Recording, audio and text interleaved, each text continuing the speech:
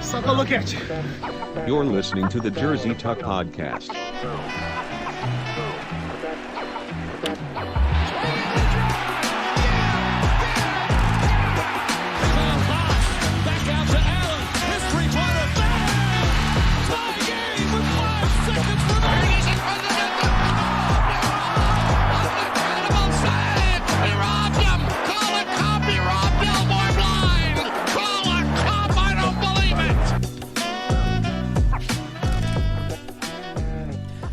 Hello out there. Thank you very much for joining us. It is June 23rd, 2021, and you're listening to the Jersey Tuck Podcast. The Jersey Tuck Podcast. This week, we're rocking a 5-man roster with myself, Alex. We got Tyrell, Fred, Josh, and Mitch. How's it going, boys? Nice shirt, Josh. I'm very happy today. Good. You know what? So am I for the first time in a year. Yeah. Wow! Wow. I'm happy for the first time in an entire I'm gonna year. go out on a limb and just say that is because of Houston. Yeah. Because of the It's, draft. Yeah. Probably an accurate guess. Tyrell's happiness directly relates to Yeah. the Houston Rockets success. and nothing else. No. It's either pain There's one factor or there. happiness. Very one-dimensional. Yeah.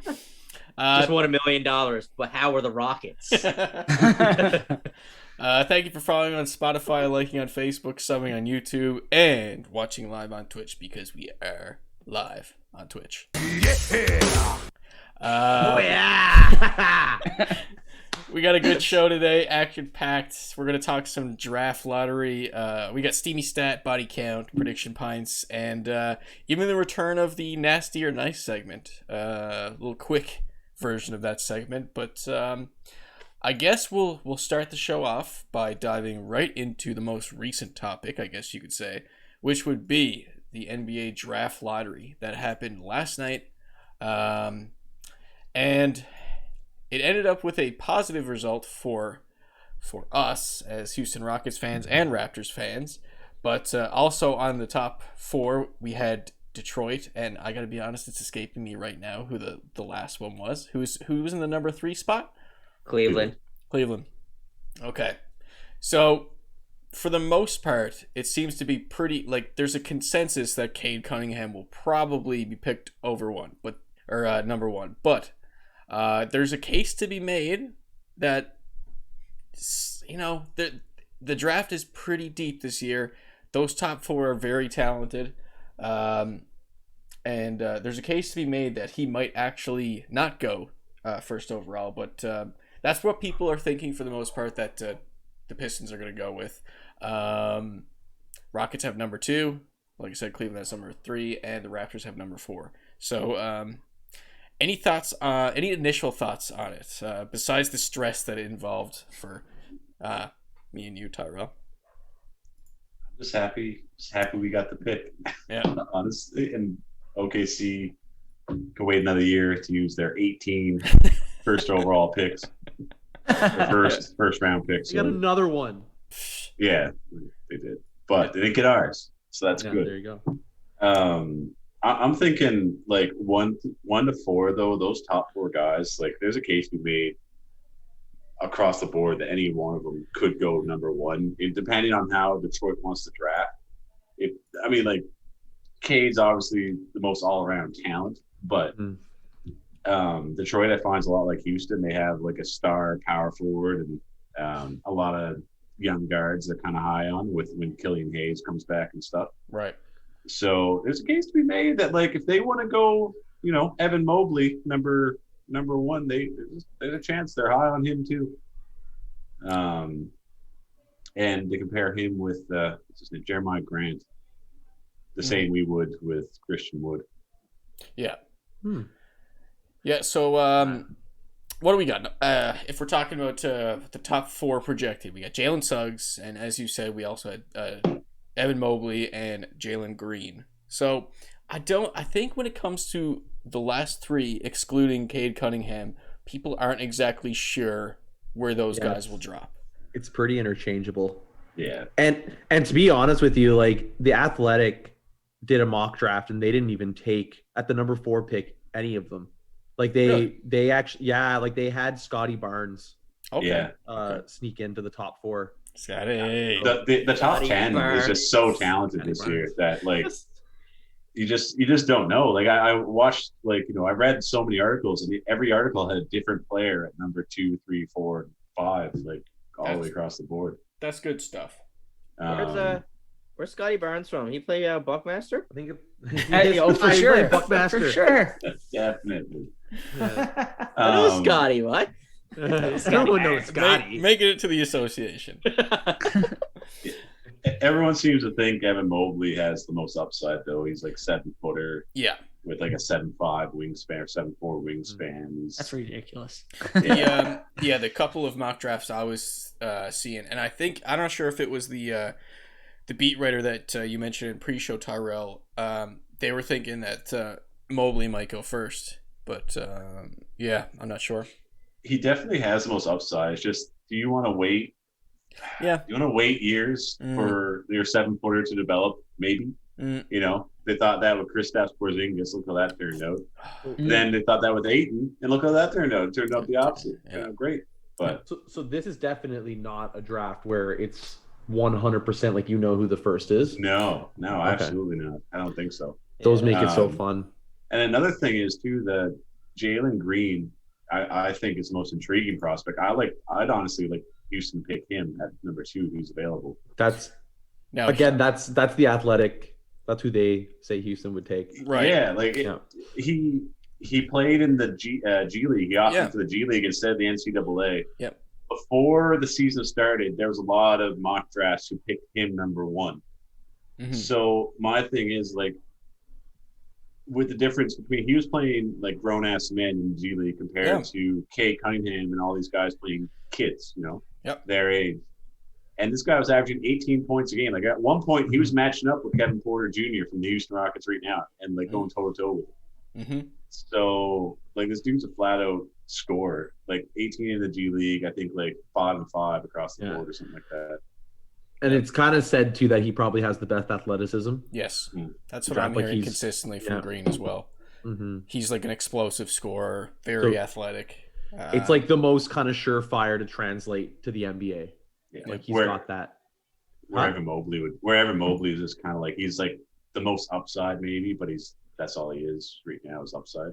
Right. Like, there's a game in college where he never took a shot. And that's Okay. You never know. Yeah, that's kind of another concerning. Ben Simmons. Let's go. Yeah. Get to that later in the show for sure.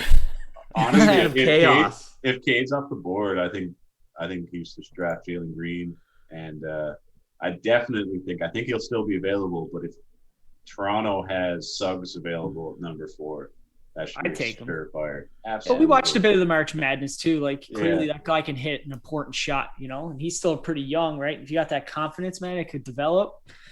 Him and Steady Freddie in the backcourt would be pretty good to watch, I think. And he can play defense, so Always a plus. Always a plus for the dudes, younger guys that can play defense is always a big plus. Quick summary. Not much to be said about Cade, except for the fact that he's very, very well rounded overall. He's kind of what everyone is like a safe bet kind of thing. Suggs, he's like a bigger guard, excellent court vision, great feel for the game, floor general kind of guy. Jalen Green, really athletic, explosive. He's a scorer. And Evan Mobley, your kind of modern day big with skills. So good stuff. So question for you then, Alex. Do you think the teams are going to go more positionally, like what their team would need? Or would they just say, hey, I'm picking the best player that, point, whether, I don't know. What do you think they're going to go with? I would say it depends on the team. It's really hard to say I gotta be honest, it's kind of hard to predict with Houston, because I gotta say with Houston, with Christian Wood, Evan Mobley, does he play forward, Tyrell? Like a 4? He's If center. they drafted if they drafted him, it'd be Christian Wood at the 4. Mobley at 5. Okay. Oh, Yeah. Yeah. So, that'd be interesting. It all depends on what you got around. I would say they're probably filling the gaps. I think. yes. I think because you'd like to think that if you're taking the best piece, you have something meaningful that you have to move. When it comes to Detroit, It's just bad all around. you can't really there's not really any big targets there. Toronto, sure, you can move some stuff there. So if you wanted to pick up a guard, then again, like Tyrell said, he could work well. Actually, Toronto is a good example for someone that would fill a position because Kyle Lowry, you can say, is probably gone out the window by now, right? So Yeah. It depends. I think for the most part, it's for position. That would be my take on it. I don't know about you, Tyrell. I think Houston should just draft whoever they think. They're so weak at every position right now. Whoever they feel is the best talent at number 2, they should just take that person and then work it out later. If we got to trade someone who's not, I feel at this point right now, no one is off the trade block. Like whether it's Christian Wood, Kevin Porter, or anyone, I feel just take the best available. Yeah, we'll see what Raphael Stone does. Very new GM. He had a lot on his shoulders this season and made some weird trades. Didn't get much return, but yeah. Bad scenario I have in my head. Not really bad. There's rumor has it that he might try and trade the number 2 pick down and try and offload John Wall's bad what do you call it, contract. So he might try and dump that contract on somebody and trade for someone was saying the number 3 pick for the number 2 pick, and get rid of Wall's contract. What's the years on Wall's contract? What's the term? I think he has 3 years left. And it's expensive. Jesus. It is expensive. It's not a great contract. It was the thing, right? Because it looks so bad in retrospect now because it was Westbrook, and Westbrook is still great. He's just very inconsistent, and I don't know. It's that trade is just not looking the best right now. It's not like it was anything you could really win with that because it's a 1-for-1 kind of thing with older aging guards, but still, relied on athleticism more so than for sure finesse. But I think we're happy for the most part because our pick fell into the top 4. That means we get to keep it. So it was big nerves, gotta say. That's excellent, man. Yeah, good stuff. Whew. It's like a light now at the end of the tunnel. Yeah, and it was dark all season long. Let's transition to the series of the NBA. So we can talk about the stuff that's already done, and we can jump right into the stuff that's happening now because we actually have the Western Conference happening now. But there was a big Game 7, so hey, let's play some catch up. It's called a catch-up song.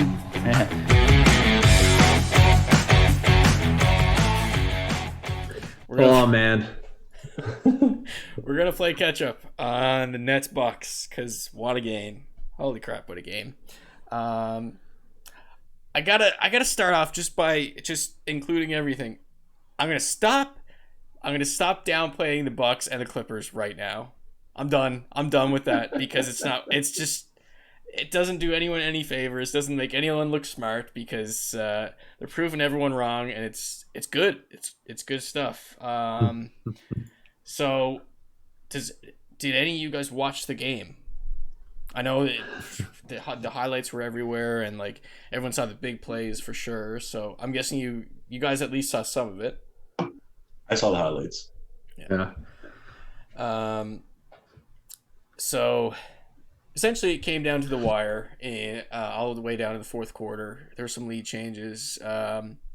It came down to Kevin Durant tying the game. He thought it was a triple. Everyone thought it was a triple first to win the game. But he even chirped himself, saying that his big ass foot was just a little bit over the line. So, how brutal is that though? That would have. That's the deal. Yeah, that would have been just on the echelon as Kawhi's shot as well. Yeah, not so much for us because we're Canadian and the Raptors and shit, but right.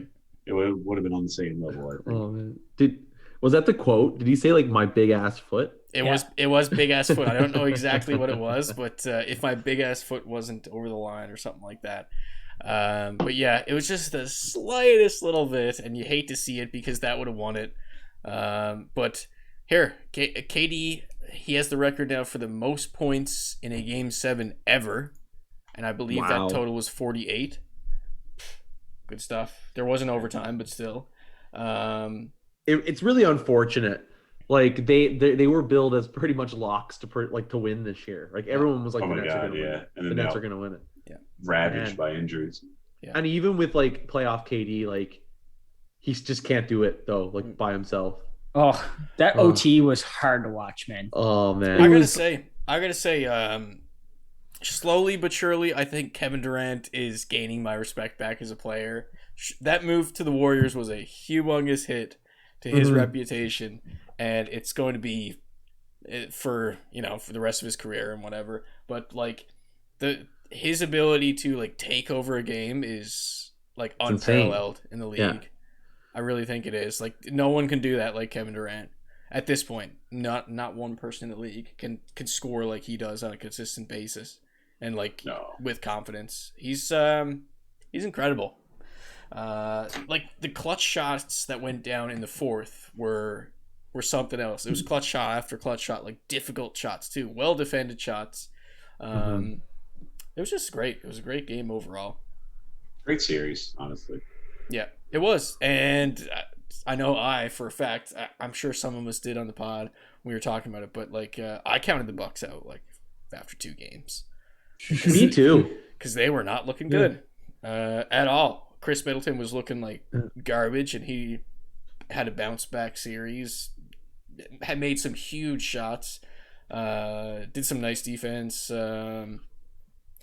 I gotta say, Blake Griffin was a big factor in that series as well. And I'm gonna ask you this, Tyrell. What player was so far away from their norm that you think it affected the series? I have one specific player in mind. Like who didn't show up on Brooklyn? On either. So who didn't show up or who did show up on the Nets or on the Bucks? I have one specific player in mind. Would you like to know? No. Shit, yeah, I would like to know. I have no idea. Joe Harris. Oh, yeah. He was a bit of a non-factor, wasn't he? Yeah, Joe Harris is supposed to be their lights-out shooter, and he was nowhere to be found. He couldn't sink anything. He was very bad, and yeah, I think that was one of the biggest things. And also one of the biggest things, it wasn't a departure from his norm, but I think the fact that Giannis was much more willing to get into the paint after I guess game 2, like. He was very aggressive scoring on the inside. I think that was a big factor in that series as well because some of those highlights he looked absolutely unstoppable. Mm-hmm. Yeah. Except for So the free throw highlights. Yeah, except for the free throw highlights. Here's a quick question: do you think they're gonna do the countdown? The crowd is gonna do the countdown in Phoenix. Oh my God, yes. Absolutely. He won't get away with that at all anywhere he goes now. No. Yeah, that's wow. And it's annoying too, man. If I was in the crowd, I'd do the same friggin' thing. Just shoot the damn ball. Yeah. Did you guys see? Speaking of that, like, did you guys see Harden's reaction? Yes. It's he was amazing. so mad. I would too, though. Yeah, like it's a bit ridiculous. He was pretty slow. Well, the thing that gets me is his pre-shot routine. So before he gets the ball, he does like his fake strokes without the ball, and he's like, okay, now give it to me. Like it ends up taking a lot of time. What the hell is he at? Getting in the mindset, man. Is he just scared? It's meditation. He gotta switch something up there. Meditate faster. There's the sage advice from Josh Greeley. Yeah. Hey, God. meditate. Stop wasting everyone's time. So Katie and Harden played. I'm pretty sure this is correct. Every minute of the game. Yeah. Yeah. So, Oh man. and last thing I'll say about the series: consider this: KD was out of the league with a significant injury last year, and Harden is coming off of a major hamstring injury. He was definitely still hurt. Yeah. Like he wasn't 100%. So for a dude to play a whole game, like coming off an injury and obviously not 100%, that's a big deal. That's crazy. So I guess we can talk about the other series, or we can just jump right into the conference finals predictions. No. Perhaps we'll just jump. Oh, you want to jump into? No, Yeah. We got to talk about what happened to the 76ers, of course, man. Yes. Great point. Let's talk about my God. Let's talk about some Sixers Hawks for a bit. Oh, so that monumentous collapse. Why? They leafed it, man. They leafed it. Yeah. Not even the 76ers. I'm not going to don't want to single it as a team effort, but what's wrong with Ben Simmons? Oh, What happened? Here, an interesting thing. Well, Ben Simmons was first overall, right? Mm-hmm. That's 2 first overalls. That confidence has ruined their game in Philadelphia. Markelle Fultz, who's you're right. Who's like, I don't want to say a non-factor. That's pretty harsh, but like, he's kind of a non-factor. Now Markelle Fultz, who is now in Orlando, he had to change his shot mechanics like 3 or 4 times, and like I think he changed hands at one point, and and Ben Simmons, it's obviously, it seems to be a confidence issue with me. Yeah, because it's not even shooting. Like he was passing up on open layups a Yes, lot. I don't know what's that's up, the man. thing. It was in his head. In an important game like that, with the look that he got, he was facing the basket, and no, he decided to pass it off. He said after the game that he was afraid that he'd get an over the back foul, but because he's a really shitty free throw shooter, but no excuse. He had an open look at the basket, and he's an athletic point guard. He's a big point guard. He could have easily dunked that. I don't think he's gonna be. I think there's gonna be big changes in Philly. Like, I don't know, especially the way that some of the players, like, or just the weird like fallout from that, Right. like some of the comments and stuff. Right. Like, didn't Joel Embiid say something that was to the tune of kind of it was a little bit pointed towards Ben Simmons? I know. Doc Rivers did. Embiid did something as well. I know someone sent him a DM joking about Simmons, and he liked it or something like that. Like, basically, he knows that it's an issue. People have been saying for years that their relationship is a bit weird anyways. Mm-hmm. Who knows? It's just the thing now is Ben Simmons' trade value is at an all-time low. Probably the lowest it's ever been. Yeah. So, are they really going to dump him? I think they're going to work on him a little bit in the offseason, see how it goes. Maybe move him mid-season. Who knows what happens with that? Yeah. Because for a dude that had so much upside, you heard for years that he was the next LeBron James. You hear that all the time with referencing the big stars, but people really thought that he was going to be some supreme, absolute elite talent. He doesn't have the confidence of LeBron James. No. So his stat line for that game: 36 minutes, 5 points. 5 points. Oh my God. 36 minutes. Man. 2 for 4 shooting, 0 for 3, 8 rebounds, 4 attempts, exactly. 4 attempts. That's wild. 8 rebounds, 13 assists, and he referenced that after the game, and 1 steal. He referenced the assists after the game. He's like, how many assists did I get? And someone read him the stat sheet. And then whoever he was guarding, players can get 20 points and 13 assists. Yes, exactly, Ben. Exactly. And who was he guarding in that series? It would have been was it Trey? Was it Trey Young? Trey. And Trey had an off night, and he was like, "What did Trey shoot for?" It's like, Ben, don't matter. It's a 2-sided game. Yeah, you lost. Yeah, exactly. My favorite thing out of all of this, though, is everyone's bringing up this old, not old, I think it came out earlier last year, or this year, of Ben playing Call of Duty with Karl Anthony Towns. And Karl Anthony Towns like, I got to go to bed. And Ben was like, "Nah, play one more. Who you got to play tomorrow?" And Carl was like, "Oh, I got to play Atlanta." He's like, "Oh, you could play one more." And they just started laughing on the mic over together. Like, Yeah. you can't make a better story Wow. than that. Like, that's just man. so perfect. Oh, It's too perfect. So, I mean, we can prediction pint it up. Not an official prediction pint, but is Ben Simmons gone in the offseason? You I think? think so. I think He was almost gone this year.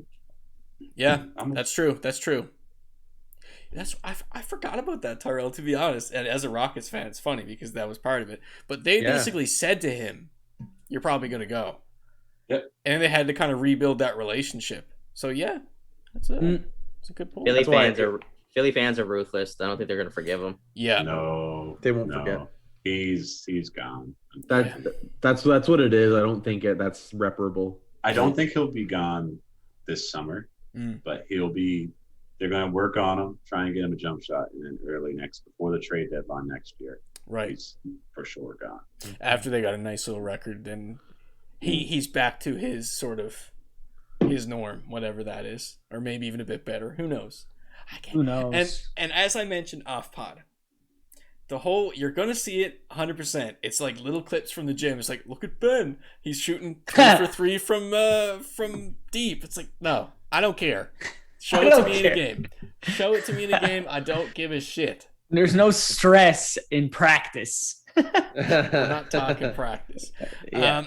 We'll quickly go over Clips Jazz. All I gotta say, that's another one of those series where, like, I'm surprised the Clippers got to where they are, given the injuries. Sure, the Jazz had injuries as well with Conley, and Donovan Mitchell was out for a bit as well. Yeah. But for them to lose Kawhi and get performances from guys that they didn't think perhaps that they'd get them from, it's good stuff. Good stuff for them. Yeah.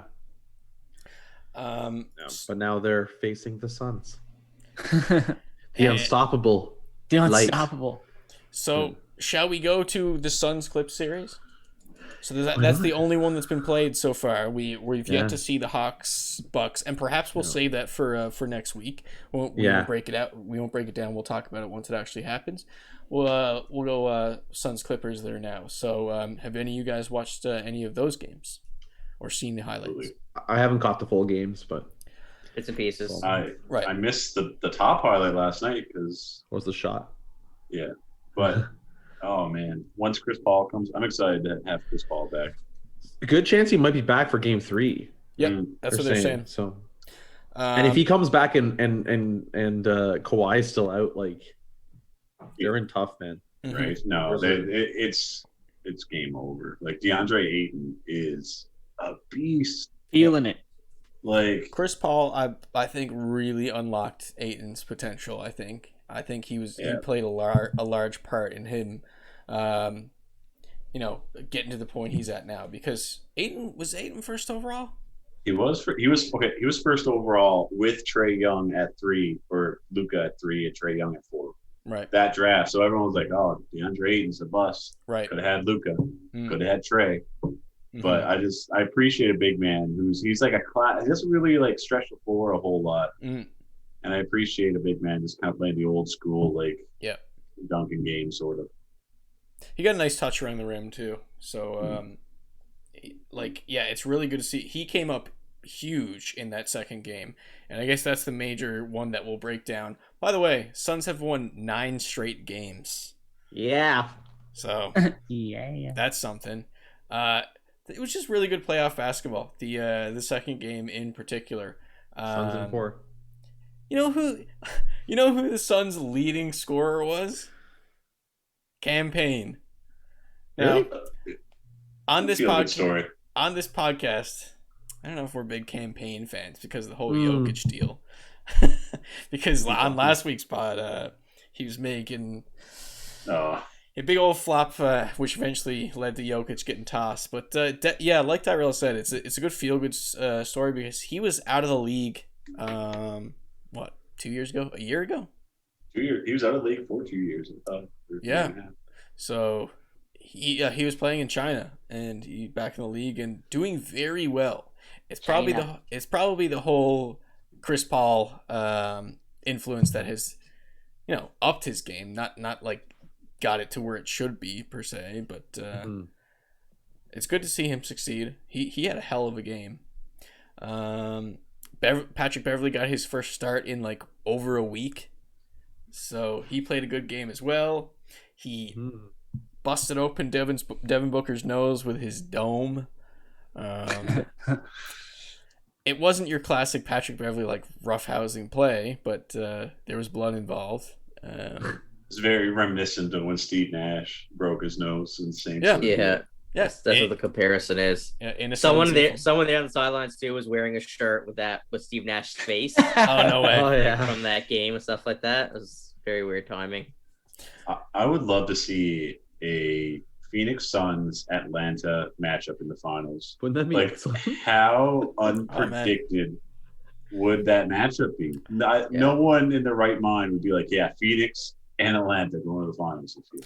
I'm sorry, I don't have. No one said it. I don't have the exact numbers, and I'm sorry if I steal someone's steamy stat, but like the 4 remaining teams in the NBA, what was it? None of them have won a championship since the 70s or something like that. It's been a very long time for probably whatever franchise it was that won it last. Jeez, the Hawks. Who won in the 70s? With the Hawks, Suns did, right? Yeah. I think it might have been the Hawks, but I could be wrong. When do the Suns win? Do Suns ever win? I don't know if they ever have. I don't think they have.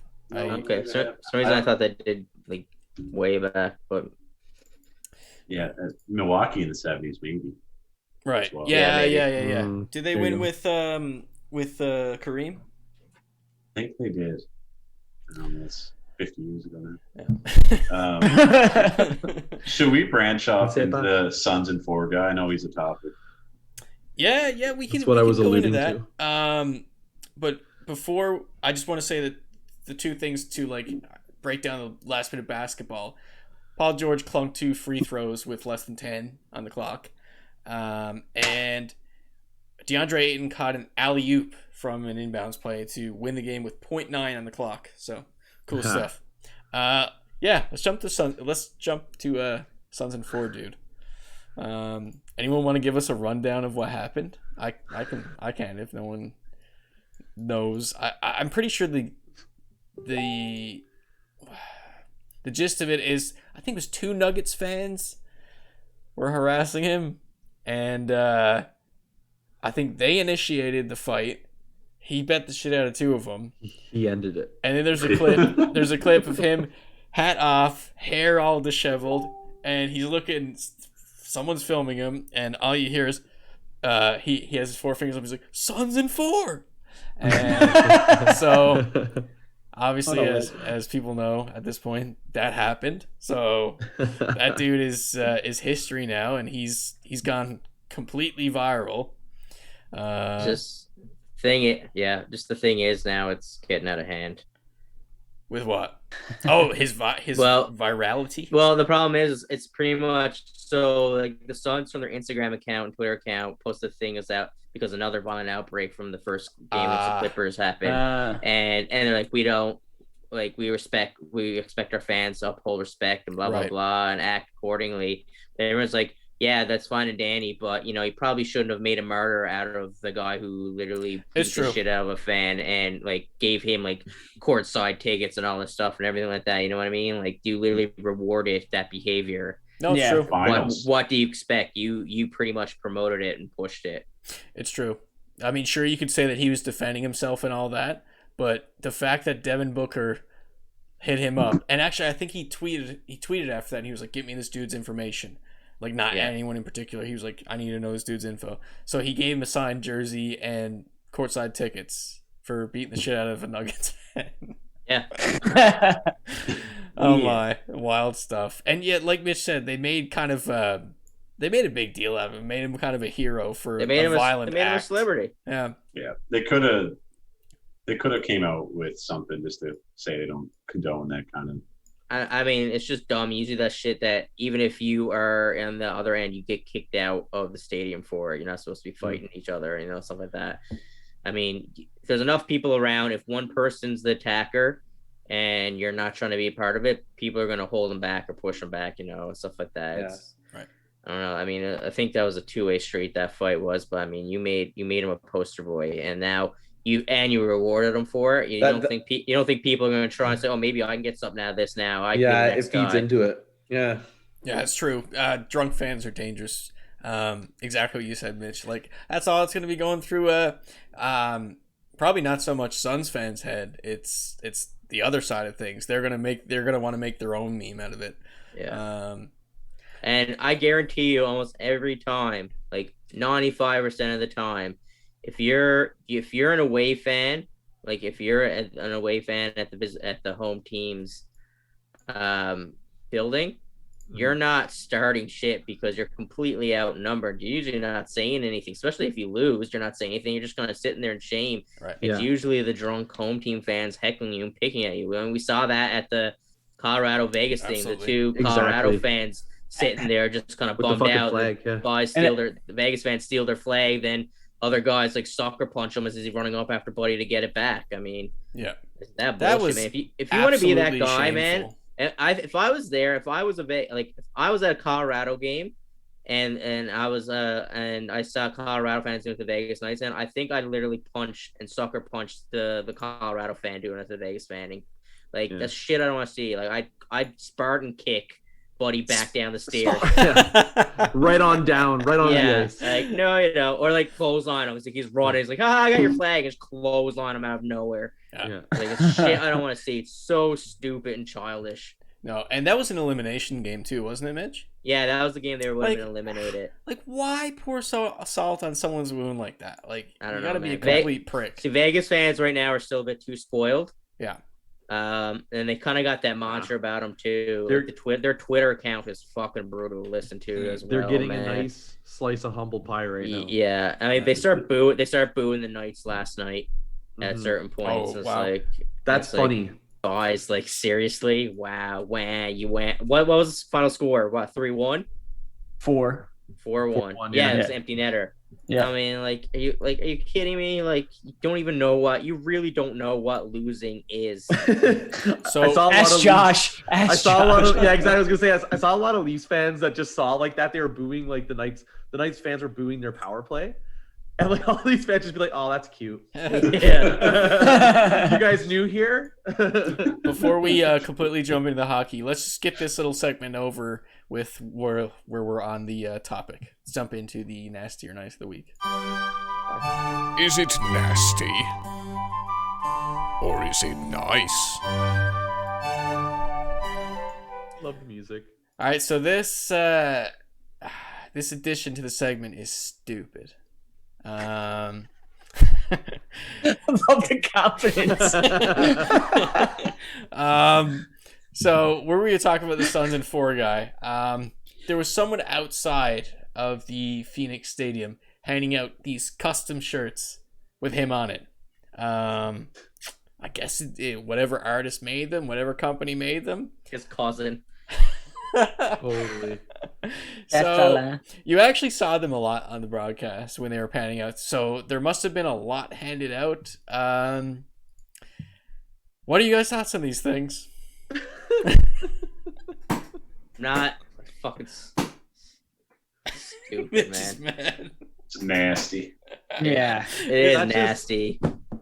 That's just a guy like that's someone taking advantage. I wouldn't. You said it's like probably his cousin or something. It Yeah. surprised me. Oh man, It's just like he better be getting cash off that. Oh, exactly. He's like, I'm famous. We're creating an image. Here we go. I mean, run with it. That's the wrong fan. The best fan and the one that was properly last done was Toronto Maple Leaf Dark Guy. Dark Guy, yeah. Dark guy. Dark Guy was the man. He has a career out of that, to be honest with you. Yeah. He does like radio shows and stuff. I don't know. Really? Like That guy's a legend. Yeah. Have you ever seen Dark Guy, Alex? Oh yes, yeah. Yeah. Lots of like face paint and beard and all that kind of stuff. Yeah. Darting him out. Darting him out. So, is it a consensus nasty for this douchebag? Yeah. I mean, it's just because it's a douche situation, man. If it was like some kind of like, man, if he had to like, if he was getting attacked and he just like kind of stood there and smiled and like that, Yeah. He didn't even let it phase him, and it'd be deadly. But I mean, the dude was getting into shit. You can tell he was probably just as much to blame as the other guys. So I agree. For sure. He probably like instigated them too, right? Yeah, I'd say so. That's He the probably was the instigator at that point. He probably turned around and just start fucking giving it to the guys. Yeah. So consensus nasty on this, guys. If you got one, throw it in the garbage. Yeah. Chuck it, light it on fire. All right, let's pivot over to the NHL side of things. We got two matchups still going on. We got the Knights and the Habs. We got 3-2. Montreal leads. How about that? Wow. And we have the Islanders Lightning. The Lightning lead that one. So Not surprisingly. let's go into the Knights Habs. Let's Shall we, go. Fred? Let's hit it off. Oh, boys. Take us in, Fred. The Habs are a new team. Like, I don't even know what to say. Yeah, They are it's crazy. they are As Chris- so good. Like, it's Fred, like as Chris Johnson would say, I would call them a juggernaut. a juggernaut. I don't know what it is. I feel like they've always been this team, but they couldn't just gel perfectly. And now, like, it's weird because, like, you don't even have your head coach. You're being coached by your defensive coach, your assistant coach. It's like, it's so bizarre. And they play the same way every single night, but So now consistent, man. they're so consistent. Like, you know what how they're going to play you, and you can't break into the offensive zone. Like, Vegas have amazing players with Pacioretty, Stone, Carlson and Marchessault, and those guys have zero. It's the same thing that happened to Matthews and Marner, and I was they're gonna doing say the exact same thing to their stars. I think I asked you this before, Fred. Like, I think we're now officially at the point of, like, we got to stop talking about, like, the weak North Division and just start giving, like, credit to the Habs for playing that style. Man. Like, and no more of the, like, oh, Matthews and Marner choked, they couldn't score. Well, Matthews and Marner couldn't score. All of Winnipeg's big guns couldn't score. Mm-hmm. And now it's the top two lines. Right. Vegas' team can't score. Where like McKinnon is just being proven right on why he thinks Deneau is the hardest 100%. fucking player to play against in the league. I mean, he said it last year. Yeah. And he's proving now why he was having such trouble, why he thought so. I mean, Fred actually That's mentioned that what it earlier in an earlier pod as well.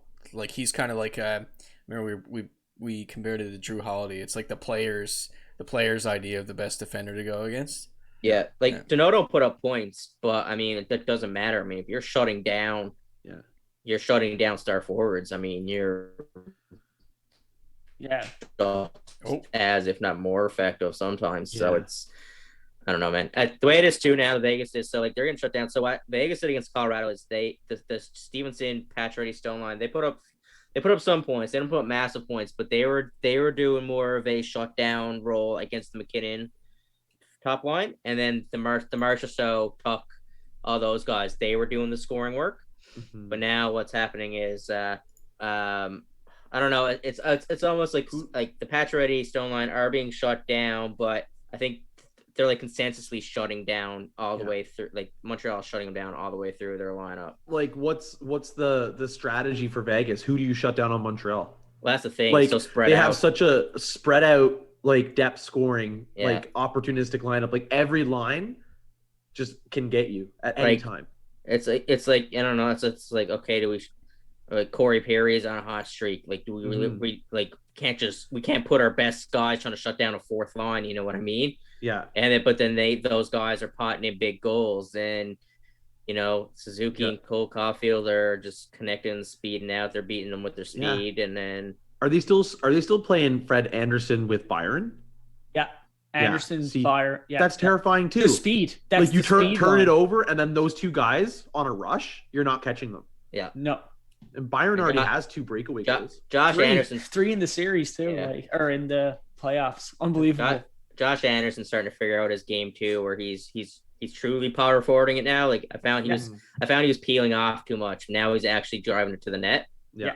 Which is working. So if he keeps that up, people. Gallagher. I mean, it's so intriguing because you're like, okay, Gallagher is being effective because he's at least being a pest and going to the net.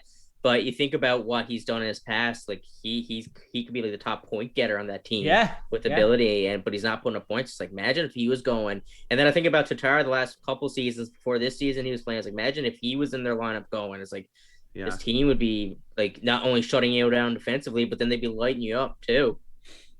Mm-hmm. Yeah. So last game we had 4-1 for the Habs. It was yesterday. Goal scored by Suzuki, Caulfield, Stahl, and I'm gonna need help on this one. There we go. Okay. Just call him KK. KK. That's what everyone just calls him. Cool. And a save percentage of 96 from Carey Price. So hey, holding it down, proving everyone wrong. It's a good story. A fun little tidbit, because they scored what? They scored 3 goals. 3. Here's a tidbit, like before the empty netter. They're 9-0 when they score more than 2 goals. 2 goals is that's wild. That's not a lot of goals. That just shows how defensive they are, man. They just lock it down. Their defense is built for playoff hockey. Right. I mean, they're all big boys who can skate well. I mean, they grind out and suffocate you in the offensive zone. And don't stand. Their centers. Price. There's no stand. And the big thing they're not doing well either is now they're starting to get chewed out for. They're bailing out on shots and plays. And they're letting Carey Price see a puck the whole way through. I'm like, you're not beating Carey Price on a shot from the point that he can see. But I mean, another thing too, man, which is huge, and they're showing it why it's so important is their center depth is strong all the way through the lineup. I mean, Colorado, biggest issue all year even before the playoffs. I mean, and it's just showing to me now. The Habs are showing me a lot of holes in Colorado's game, what they need to do defensively. But like face-offs, Colorado always sucked at face-offs. Their best guy was Kadri. Go figure, and he got still friggin' suspended for the entirety of the playoffs. So I mean, they spent. You lose face-offs. Hello, darkness, my old friend. I'm not too worried about them. I mean, if Kadri's there, he is. If he's not, he's not. He's not going to make or break the team at this point. But so I mean, it's just the center depth. They're winning face-offs and they're shutting you down. They're smothering you in their own end, and they got Carey Price playing like the best goaltender. So I mean, they got right now they're. To me, they're LA King. That year, LA Kings were 8th seed. They remind me of that too. 2011 was it? Yeah, they're very LA Kings-esque right now. 2012. My last night I didn't even watch the game past the first period because I knew right off the bat. Like I knew after the first goal, I was like, this is how I feel about the Habs. I have complete confidence that once they score the first goal, I'm like, it's over. So that's interesting to me too, because it's like. Once you like go up and like have something on the board, it's just as a defensive team, you have that option to just lock it down, and like that's where your focus shifts 100%. Yeah. So now the thing is though that usually backfires in hockey. Yeah, that's usually probably one of the worst things you can do, and which the Habs didn't though. They actually just kept the pressure on. They kept scoring. They turn it into offensively, but they turn it into counterattacks. Exactly. So like the team keeps trying to batter them down. They don't just collapse to the net and turtle. Yeah. Right. And you guys keep mentioning opportunistic is a word that you always bring up with that squad. Exactly. Like Danault might not be scoring goals, but he turns the puck over in the defensive zone, right? Like he creates turnovers. Mm-hmm. And then the team is so strong at then just sending the puck the other way quickly. Right. So they get rush chances like crazy. Yeah. So Josh, do you have any specific questions you want to like open up the hockey floor to field for this particular series? Is there anything you want to like field to the hockey boys of the pod? Well, for this, I touched on it really briefly when I like the first question that I asked Fred. Yeah. But it was just like how, like, we talked about it before about like the strength of the divisions and stuff like that, right? But we look at it now and like you see a Montreal team that finished 18th place in overall standings now has Vegas number 2 up against the ropes. They could easily win it next week. Like, does our opinion of the North Division change now after Montreal's success? Like, what do you think? I think it has to. Yeah, a little bit, not entirely. Because I think Montreal just did the right thing and flipped the switch. I mean, they weren't playing like Montreal gave you no reason in the regular season to be afraid of them, and if they played the way they did in the regular season, their Leafs toss them, but they flipped the switch. Carey Price does what Carey Price is, and turned on the playoff switch. I mean, Carey Price is not playing like he was in the regular season. No, and that's the thing too, man. It's just the way the NHL is. Playoffs are a different beast. And it doesn't matter where you are, division you're playing in, where you're in. It's all about mentality and how you prepare for yourself and go for the games. You got guys that buckle and other guys that thrive. So I mean, you don't know what you're getting. I mean, yes, the North could be, and you stand it up, and for all the reasons you get the arguments, the North was a weaker division. But I mean, it doesn't matter. Like the playoffs are playoffs. You fucking KHL team come in here, and all of a sudden, for some reason, it is what it is. It's the matchup. It's the timing. It's crazy. Just look at St. Louis Blues. That year they were dead last at the All-Star break. And then they came back, won Stanley Cup. Yeah. Like they just got, like you said, Mitch, they got hot at the right time. They became confident. I think if you're confident, healthy, and just, I don't know, man, just hungry. Yeah.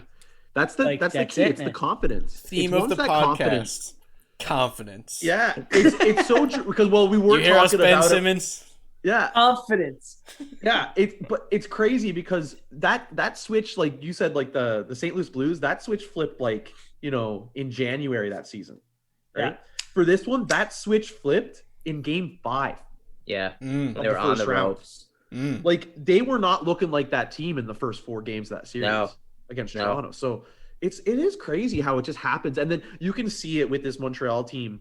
It wasn't all there for the rest of that series, but as they went, it was getting stronger. And they're like a fucking freight train just picking up steam and going. And now I don't even think they can be stopped. And then they made the decision to finally put the 2 kids that in. That was the turning point. Yeah. They all said it. They don't do that change. I think they're out. Mm-hmm. Now, here's a question for you guys.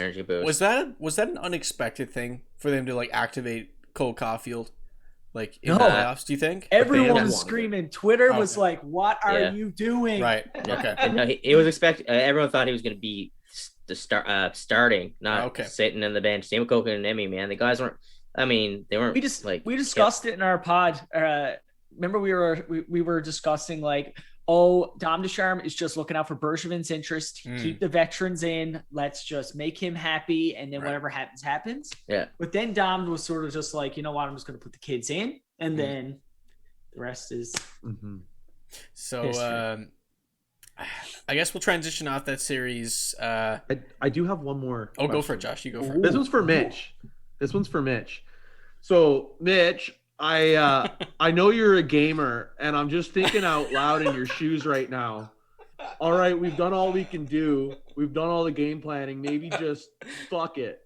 We'll go next year and not think and just win this thing. We don't think that much. So am I for on those the right path with all this? That's amazing, Josh. For those who didn't listen to last week's pod or watch the it was when the Avalanche got eliminated, and I'm pretty sure you quoted it word for word, Josh. Yeah, that was a reporter's question for Nate McKinnon.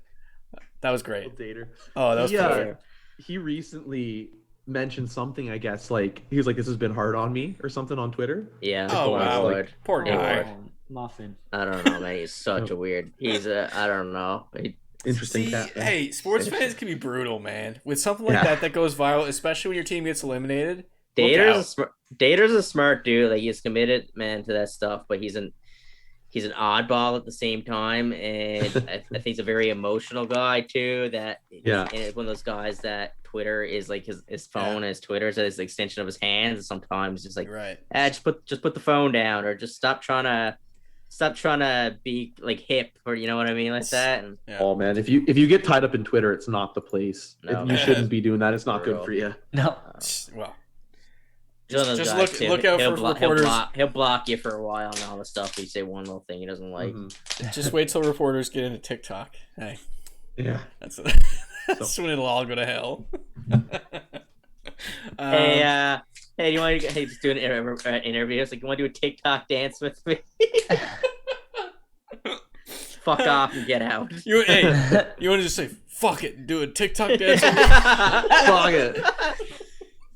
All right, so we'll transition over to the other side of things, probably the less exciting series. Let's talk about the Islanders Lightning for a little bit. Big takeaways from this series, guys. What do you think? I don't know. I think last game was terrifying when they Islanders lost 8-0. I think for an Islanders team too that is prided on their defensive schemes as well, they got picked apart.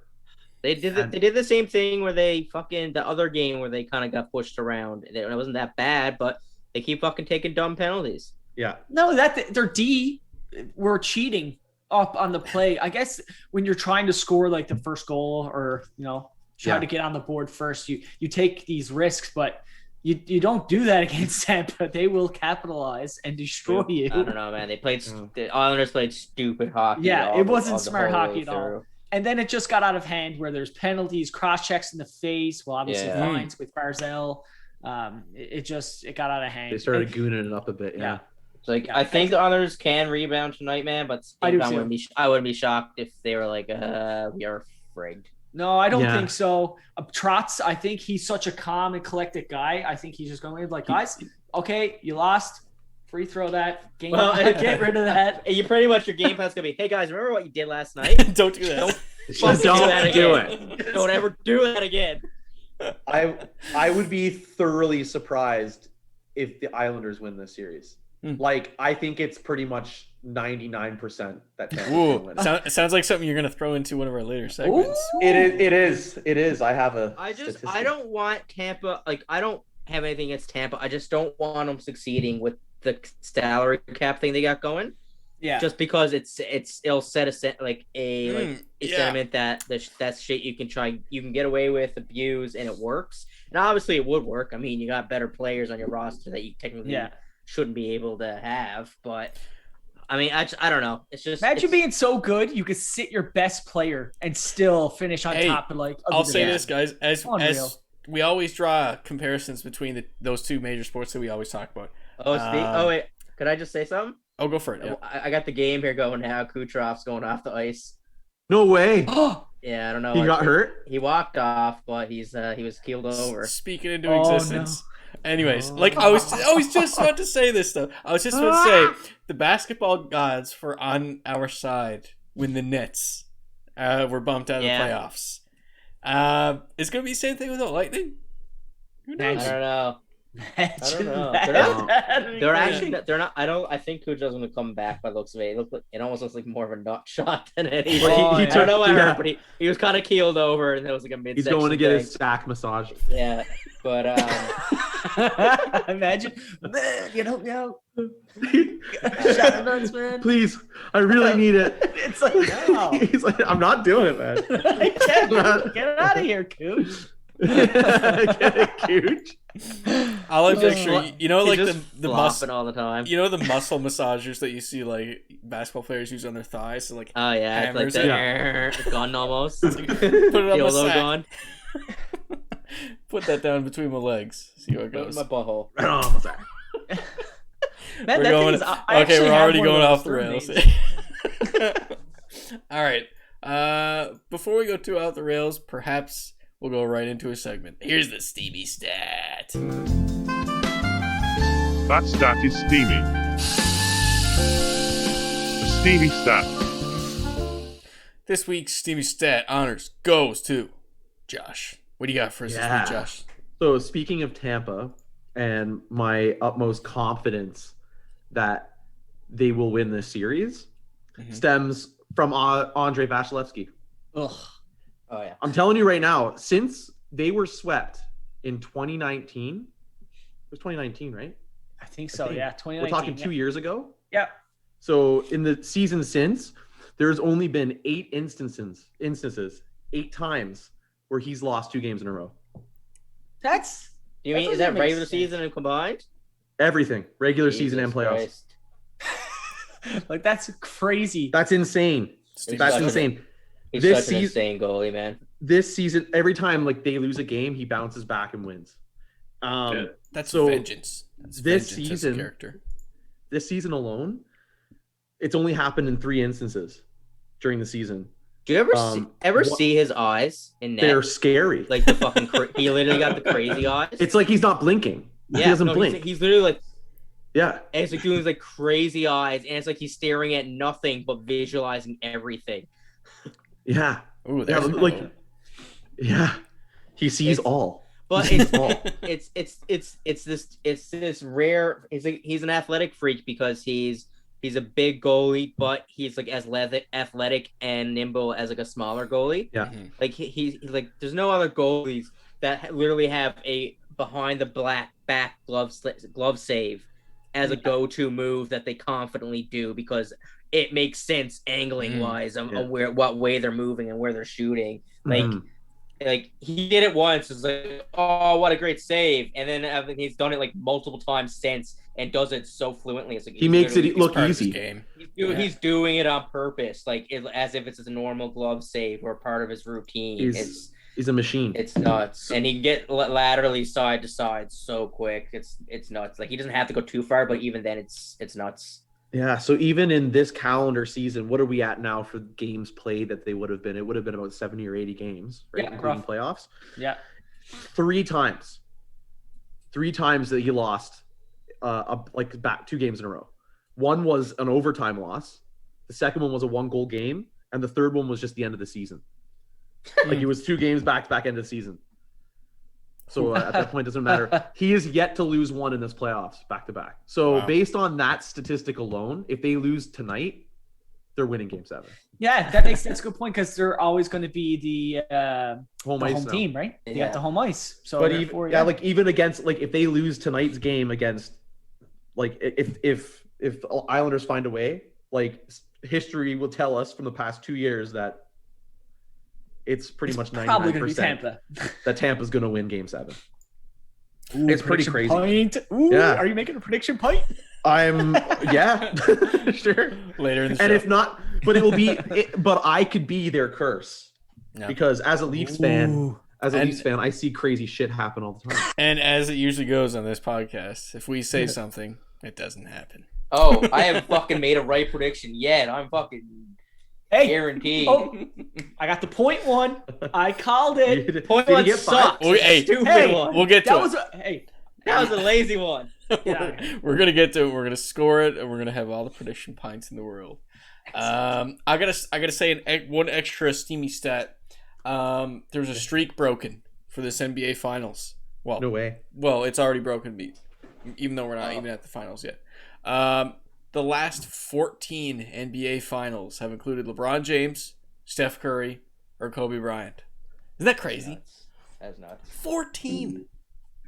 I was when you were that is nuts. Like that's just insane. Like that talks about how good those guys are on the teams they're on. Especially LeBron, because LeBron's moved around so many, 3 or 4 different teams now. So I mean that's just something. I keep track. It's refreshing, honestly. It is, man. It's nuts. It's nuts. It is so refreshing. But when you were looking at, because we were talking about the championship teams, if the Hawks and Suns and all that won, I was looking through past NBA champions. Right. Bucks did win in 71. I don't think the Suns didn't have anything, and I don't think the Atlanta Hawks have anything that I saw. I think the St. Louis Hawks was a team back that was them. Yeah. Same franchise, I think. But holy crap, man! I think it was the 60s, 59 to the 70s was literally all Celtics. Literally, it's Bill Russell. I think there was 2 years they didn't win. It was nuts, and even a few points throughout in the next decade, there was a lot of Celtics wins. It's that had to be some boring ass basketball, man, to see the Celtics win every year. Hey, for those who haven't seen it or might not watch a lot of basketball, you've seen the picture with Jordan and his rings on his hand. Look up Bill Russell. Yeah, that's nuts. It's something to behold for sure. So I guess right now we'll jump right into our pick and roll segment. If I can just pick your nose segment. Hey, bro. Ooh. Hey. I like the pick and roll. I like the give and go. Answer the question. Freak out, yo. Were you guys changing lyrics mid-song? It's like, I'm gonna pick your nose. I like to pick my nose. Pick my nose. So we're talking about like massaging buttholes and picking noses. This is a great podcast. All Yeah, right. this is a podcast. Oh, yeah. I have officially taken over.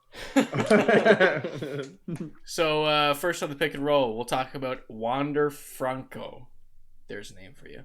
MLB's top prospect has made his debut, and one of the cool viral clips that happened from it was his dad's reaction to his first homer. Just some nice heartwarming stuff. So here's a nice stat line. This is the dude's very first major league game. In 4 at-bats, he had 2 runs, 2 homers, 3 RBIs, and 1 walk. The hell? Unbelievable. What? Like, for a kid to do that, like, my How old is he? God. I don't know. I gotta be honest, I don't know. But Still young. I'm still a kid, I'd say. Like, I don't know anything. I don't know anything about him. So I don't either. Like, yeah, I can say I'm paying much attention outside the Jays though. So and I can say something else, but I can't remember if it's in the notes or not. We'll see if it does or not.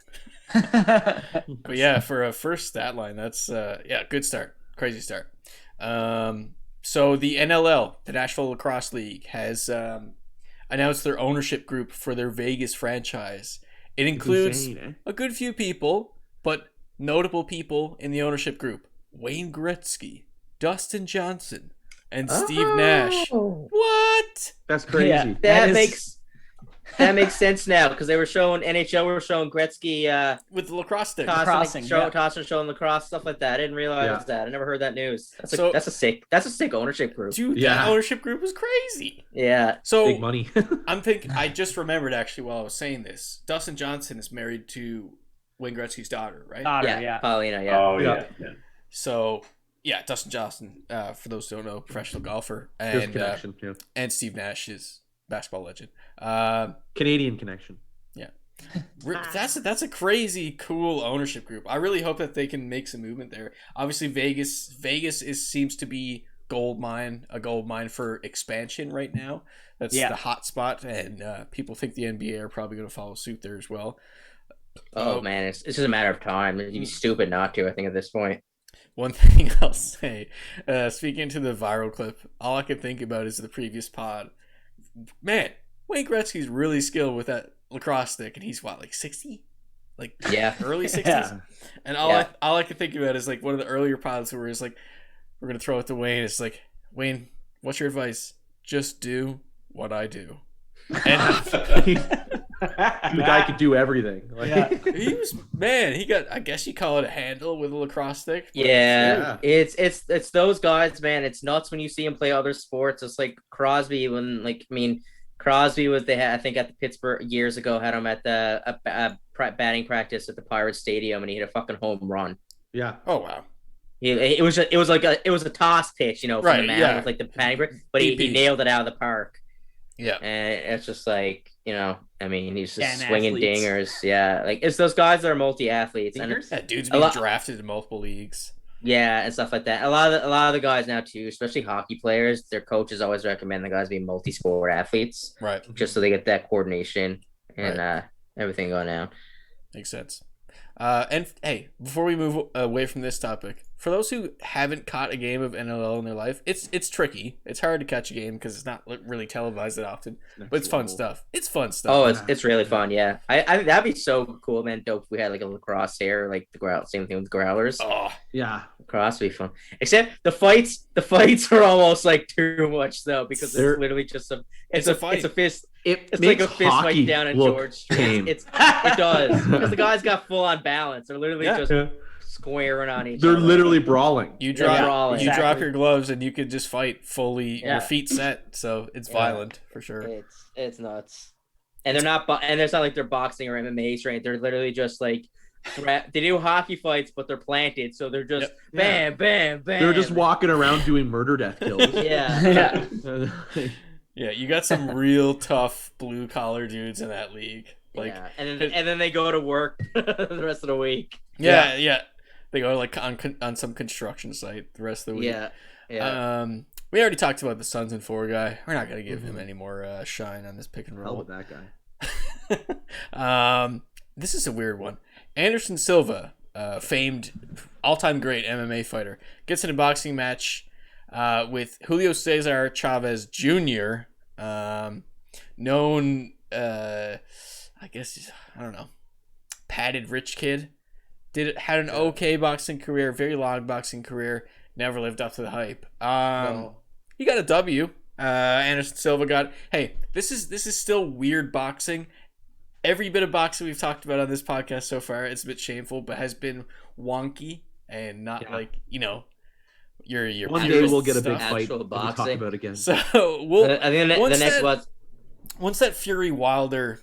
Yeah, that's what I was gonna say. I think that would probably be the actual next boxing fight we probably actually get worthy of talking about. Thank God. Yeah, it's gonna be nice to have some actual boxing on. I'd prefer not to talk like God. If I have to talk about one more YouTube boxing fight, for the love of freaking God. Should we just lay it down? Let's Another lay guy it down. with Paul in his name. Let's lay down fight. the law for. Hey, are we just gonna cut out YouTube boxing for the show? It's gone. Bye bye. No, I mean if it's two YouTubers fighting, I don't care. But I mean, I think we gotta talk about it. If it's a fight, say, like Manny Pacquiao fights. Yeah, I think we gotta talk about that. Yeah. Like if KS, I don't know, if KSI and Logan Paul are fighting again, like. Well, there was that card that I was unaware of it. There was a TikTokers versus YouTubers card. Yes. Oh my God! It's like a 6-man card. What the hell? That's funny. They're all wearing headgear, weren't they? Oh, did anyone see Aaron Carter versus Lamar Odom? Yes. He got annihilated. God. How big is Lamar Odom? I don't know. Aaron Carter's a small dude, and Lamar He's like Odom's 6'7". a basketball player. Yeah, he's a basketball player. That's all you gotta say. Aaron Carter is a very skinny, probably heroin addicted human. Oh, no, probably. That dude. He's got the inside information. No, dude. You just gotta listen and look at Aaron Carter, and you hear some stories of shit. The dude is fucked now, man. He's after falling off so far. Oh, he bought a house out my way, actually. Really? Yeah, somewhere in Pictou County. He has Are you a house. serious? Or like in one of the surrounding counties, yeah. So weird, man. He's gone viral like recently. He's probably getting money for his whatever influence he has now, because like you're hearing more about Aaron Carter more than you hear about his brother now, but it's all negative shit. So we'll move on from that because that's that. The Carl Nassib, I think it. Carl Nassib of the NFL put out just a very to the point. Was it an Instagram video? I think it was. Yeah, it was Instagram. Live. Just publicly announcing that he was gay, and it was very short. No dramatic reveal or anything like that. No. He was like, "Hey, just want to announce that I'm gay," and like that's all it was. And it was just him saying like, "Hope this isn't breaking news in the future," kind of thing. And it was, I don't know. I thought it was just handled like, perfectly. Yeah, it was pretty done good. really well. He it's really good on him, like the amount of, I guess, especially in sports and especially in a sport like football. It's really good on him to kind of, I don't know, like to have that kind of courage to do it and kind of pave the way for a lot of, because I think he's the first one ever for football. Yeah. Right? In the NFL? Like, Shit. Yeah. And hey, man, it is ever, courageous. And if you don't think it is, just fuck off, because it really is, considering the culture of that sport, the fan base, the media attention that sports gets. The NFL gets covered the whole friggin' year because people will watch NFL content regardless of what's going on. There could be nothing happening in months and months, and they'll make content for it because it's that damn popular. So the amount of media coverage that sport gets is crazy, and the fan base is pretty crazy. And I will say one thing that is good news that came out of that. He's number one in jersey sales since that happened. That's excellent. According to Fanatics. So I gotta say, caught me off guard. So he's the first active player to come out gay, right? Yeah.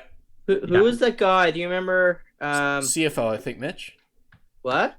Was that the CFL? There was an actual player. He was drafted NFL, but I don't know if he ever played because he was already gay. I think when he was drafted, because I remember. Like he was already gay. That's so stupid. He's already out. He was already out when he was drafted, I believe, because he was there with his boyfriend and everything. But I don't know if he ever actually made it in the NFL. And he tried CFL and it didn't work either. I know the fellow that you're talking about. I think he had like funky hair. I can't remember his name. I can't remember either. But anyways, good stuff. I was very surprised about that jersey sale information. That was really cool. The U.S. Open this week, Jon Rahm wins his first major, winning the 2021 U.S. Open. That was pretty cool, I gotta say. Yeah.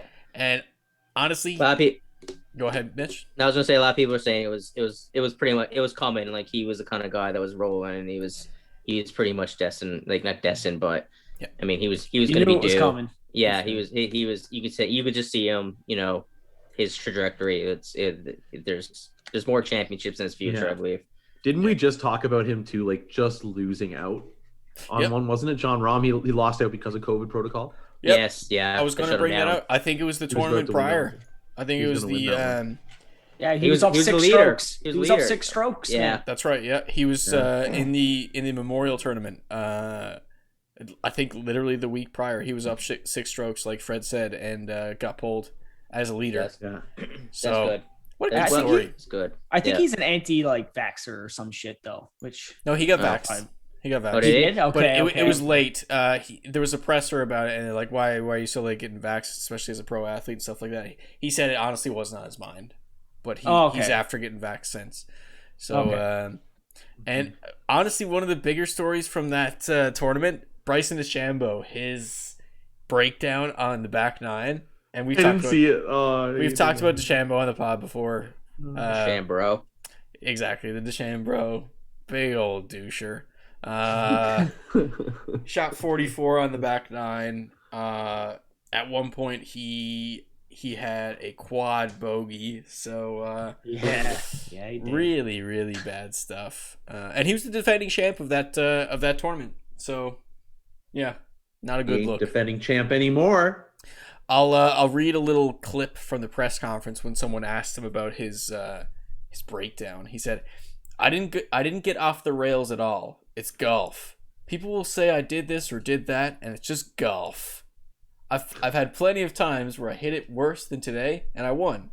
It's just one of those things where I didn't have the right breaks happen at the right time. Could have easily gotten down to 7, 8 under today. I just wasn't fully confident." Hey, we got a sound drop for that. Sure, kid.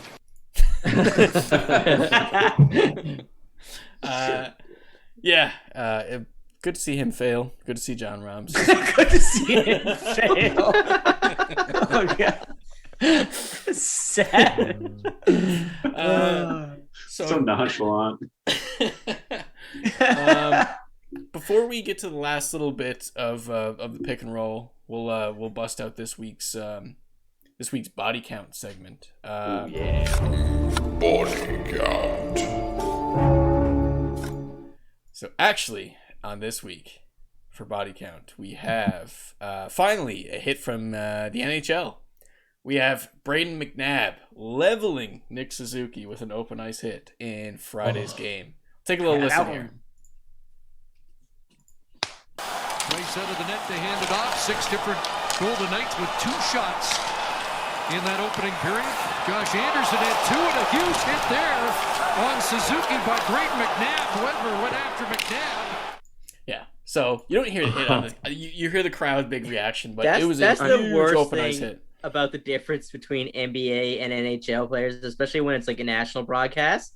Yep. They could be. It's like some of the guys are just so old school and yeah. Like That's the Chris thing. That's Chris Cuthbert. He's an awesome broadcaster, but I mean, he's such a chill dude. Right. You're not gonna get him overreacting to anything huge. Honestly, like if the audio from, and I haven't heard it, but the audio from like the NBC, broadcast would have been probably a lot crazier. Yeah, probably because NBC are pro Vegas. They've pretty much been rooting for Vegas. The guy would have been like, "Ah, yeah." Oh yeah! Pretty much. Wow! Wow. All right, last little bit of the pick and roll. What do we got? What do we got left on the pick and roll? We have. Go ahead, Mitch. You go ahead. is gonna. I don't know if it's there. I forgot to add it, but I just want to bring it up. Is Scherzer there getting searched for spider? Yeah, well, spider tag. What we'll say, it's like the random checks for the foreign substances have started Yeah, in there's the a lot MLB. of it. So we talked about the spider tag controversy last week in depth, but they're rolling it out in their, I guess, initial testing phases of random checks, and rule change. There's a rule change to it, right? Like, what is it now? Like the opposing managers are given the power to like initiate like a search. Yeah, go check them. Is that what it is? So they tell like the umps to go check them. So the funny thing about the Scherzer one is that the ump or the manager for the other team just kept doing it to throw. Yeah, he did it 4 times. Why can't it be? Why isn't there a cap? There should I know be. that's stupid. But it was so funny because what's he got? Like shoved up his ass and he's just wiping his ass every time. Like Scherzer kept proving it, and you could tell he wasn't impressed. Man, he got checked 4 times, threw a temper tantrum, and decided to take off his pants. Yeah, like it was hilarious. Like he broke down. Like he was. Yeah, like as you would though. That's ridiculous. Right. He told the ump to rub his head. He's like, rub my head. Do it. Rub it. And then he started rubbing his head. I was like, what's happening? And he was undoing his pants. Did you guys see this tweet from Fox Sports MLB? It's like their official page. It says, Max Scherzer, are you using your sticky substance? And it shows Max Scherzer. Let's see if I can. Yeah, exactly. And for those listening to the audio part, it's basically someone stripping. Yeah, but that's what happened. There was 4 checks in total, and I think what initiated the 3rd or 4th one, it was a clutch, and all it was like Scherzer getting into rhythm on the mound, really like taking his hat and like pulling it down on his head and touching the brim of his hat, so they thought that he had tack on the brim of his hat. That's what initiated it, and like Fred said as well, like he took off his hat and rubbed his hair. So it's like, come on, man. What do you He's like sweating. Yeah. And you can see him. You can see the if you lip read, it's just like it's sweat. Yeah. Like the NBA, like all, and there's like this little, like you do the same thing. It's like it's not superstitious, but it's like gets you in the mindset, right? Yeah. For that consistency, right?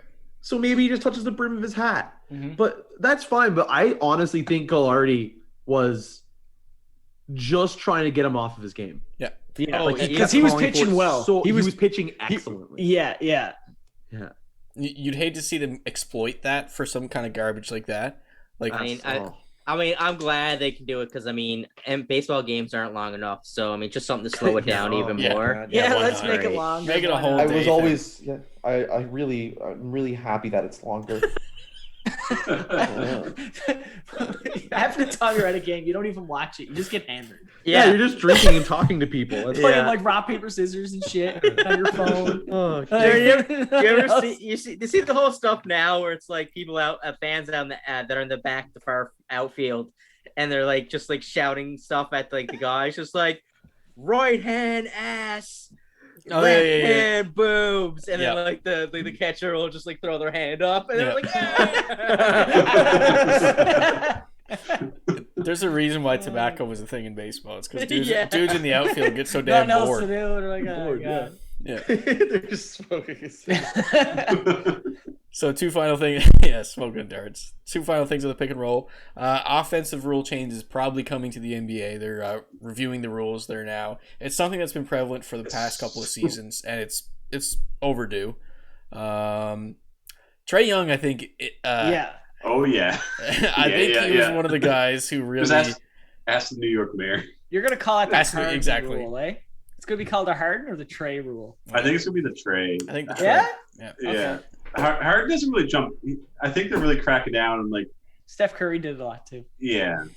Harden, I didn't find there seemed to be cracking down on when you go for a 3-pointer and you jump into the defender. Yes. Yeah. Which, like, as a center, like I didn't play just high school basketball, but as a center, that was the most annoying shit. Oh, absolutely. Because they hit you in your gut, and you just like I didn't have abs or anything, so I was just down on them, and I was just like, "There's nothing you can do." And it's just like they elbow you in the stomach, and then it's a foul on you. So I'm honestly all for it. Absolutely. And you should purposely just like fall on top of them every time. Yeah.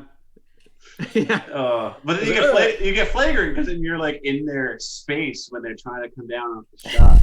Even though they went in your space. Yeah, I know, and that's the thing with the NBA. They've been like, it's been years. Well, Harden started it a little bit, but yeah, like they came up with this rule to protect the shooter, but now the shooter is taking advantage of that and just basically hip checking the defender. Right. You also see the shot off. You also see guys. Steph was bad in this particular aspect of it, is kicking your leg out.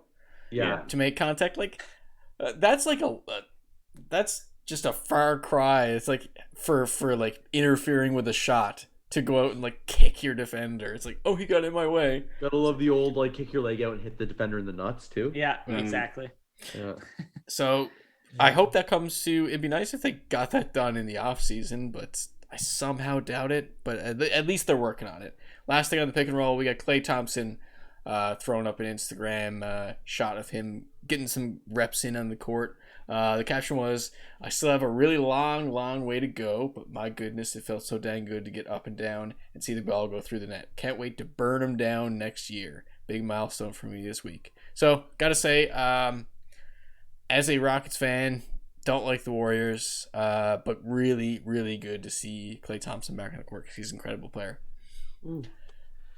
Yeah, hoping to see him back soon. Hell yeah. I just want to see the Splash Brothers as old dudes because like they're gonna be old dudes now. Last time they played together was 2019. Dude, that's crazy to think about. That is crazy. Last time they played together was the last time Vasilevsky won 3 games or lost 3 games in a row. It's true. Ooh, it all comes back full circle. All right, we'll close it off with the latest segment. Let's get to Prediction Pints. Prediction Pints. Get your crisp prediction pints. Patrick Stewart creeps me out. You really gotta pay that. He's the man. Let him out of the closet. Do not knock Jean-Luc Picard. All right? So after we stop crying at the pub, we'll get to talking Did anyone about... feed up to that? I forgot about that. We had Oh, no. in the closet. It was super warm, too. We did crack a window. Patrick! Patrick! All right, so I guess we'll go through our previous. So we're going to take the main one that we presented in the last podcast and basically say if it was right or wrong.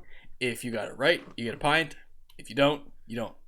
So I'm gonna be playing catch up for the rest of my fucking life. The way this is going, I'll start it off. We're officially starting it from last week, so you're not gonna be far behind.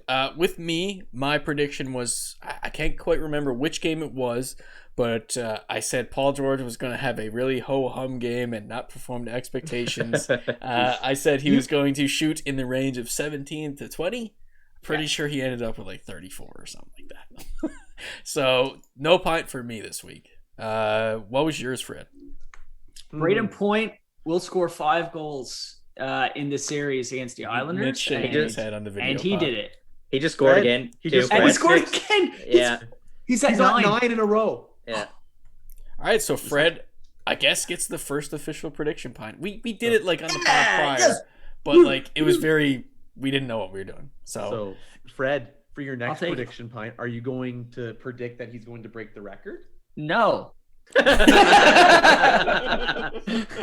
only got to score. I'm done with him now. Games. Fuck him. Because he got me a pint. Yeah, because let's just say that they beat the Islanders and then go against Montreal. He's not scoring against Montreal. What's the record? 12? 10. 10. Oh, jeez. And he's at 9. 8. Yeah, so okay. he had to tie it, then beat it. So that'd be 2 extra games. Yeah, I don't think he will either. I don't think so. All right, so Josh, do you remember your prediction pint from last week?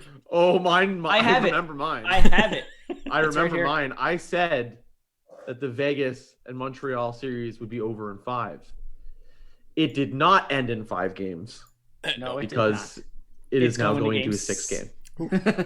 Yeah, with Montreal in the front. So I have been a bad boy. You're no drink for you. Tyrell, No do you pint remember for your me. prediction pint? I actually do not. Oh. I have no idea what it is. You brought it I up. got I was it. like, shit. Oh, I have it. I have it. Oh, Fred good has the job, notes. Fred. He wrote You them down. said the Utah series 7 games. I don't know what For the Clippers? Did it go to 7 games? No. It did. It did go to 7 games, didn't it? Utah Clippers? I think Utah got 2. Yeah, I went to 6. Shit. Oh, so Okay. So close. no, not for you either. No. Oh, so close. Are we 0 for 4? We're pretty bad. Fred got one. Fred got it. Fred's the only one I think has gotten one. Yeah, And Mitch, you mentioned yours earlier on the pod. I made 2 predictions, so I did the one for fun where I said the sweep curse because it sounded cool, but Right. Vegas was going to sweep Montreal, but that didn't happen at all. And the other one I said I didn't think I thought the Clippers were done. I didn't think they were winning any more games because I think the series was tied 2-2 and that Utah would win. Oh my god. And that didn't fucking happen at all. Was that mine, Fred? Is that what you had written down? Yeah, you got -2.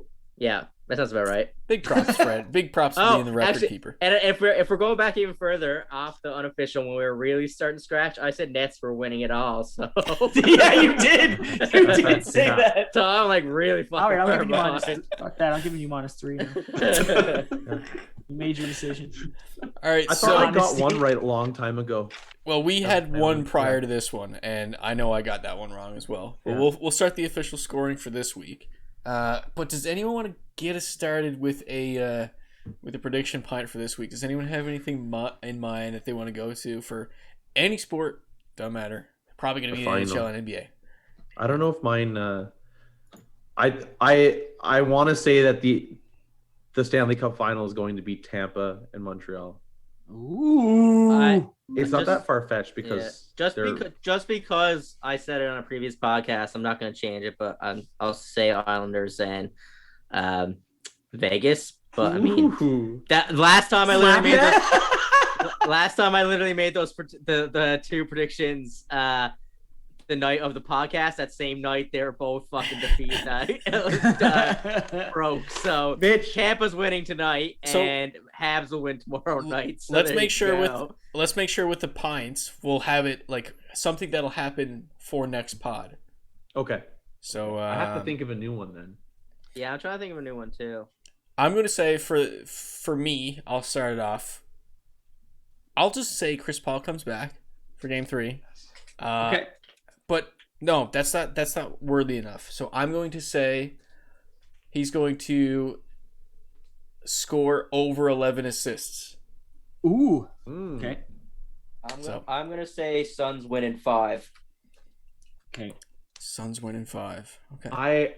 I'm going to piggyback off of Fred's because he won't do it, and I'm gonna say Braden Point breaks the record. Ooh. Okay. Hold up, boys. I gotta try to write all this down. Hurry up! Good stuff, Fred. Good stuff being record keeper. We appreciate it. So we should all do a prediction since it hasn't started yet for the Bucks Hawks series. That's good. I like that. Bucks Hawks. So yeah, we're not going to cover it or go into analysis of it, but let's lay down some predictions for the Bucks and the Hawks. You know what? Hawks win, and Trae Young pees on center court. I'm gonna say Hawks win in 6. Hey, man, gonna have to say Hawks. I say Hawks in 7. Oh man, our boy Trae. I'm going to say, what's my prediction for that series? I'm gonna say who would match up against Giannis in that series? John Collins. I guess no one. I'm gonna say, all right. I'm gonna say Bucks in 5. Okay. I'll see the spicy take bit me in the ass last time, but you know what? We'll just go with it. Whatever. You got no faith in our boy. I'm gonna put my faith back in the one that I didn't have faith in prior. We were hard on Giannis last podcast, so we'll see if I can make up for it. So how many pints do we have now? We got me. Yeah. We Mitch. got Mitch. Josh. I put myself up for 2 again, so I'm really gonna. What was your second one? You said Hawks in 7. I said Hawks in 7, and I said Suns in 5. Oh, Suns in 5. Okay. As Fred takes down the notes. Fred, did you have one? I think you did. God, I'm gonna say Montreal's gonna shut out Vegas next game. Ooh, that's a big one. Okay, nice. Carey Price. That's a good one. Nice. Yeah. Just to throw, just to put the little dagger in and it twist it. Just that's it. Sorry, boys. They just do what they did against every other team that they fucking eliminated. Like it was like double down on the last game. Yeah. You gave them a nice slap, and then it's just like, here you go. Now we're just gonna lock it down on you. I mean, yeah, they have proven that they can play nice elimination games. They know how to close it out. That's pretty much what I was going off, Mitch, to be honest. Yeah. They've closing out. They've been very strong. So it's a shot in the dark. But I think if you want to go in the next series, that's a good way to get yourself motivated for sure. All right, Tyrell, do you have a pint in yet? You got it. Yeah, he said Hawks in 6. Yeah, I already forgot it, but yeah, that's I got you. That was the Hawks series. Do you want any other besides that one? That series? One that's probably gonna be ready for next pod. I'm gonna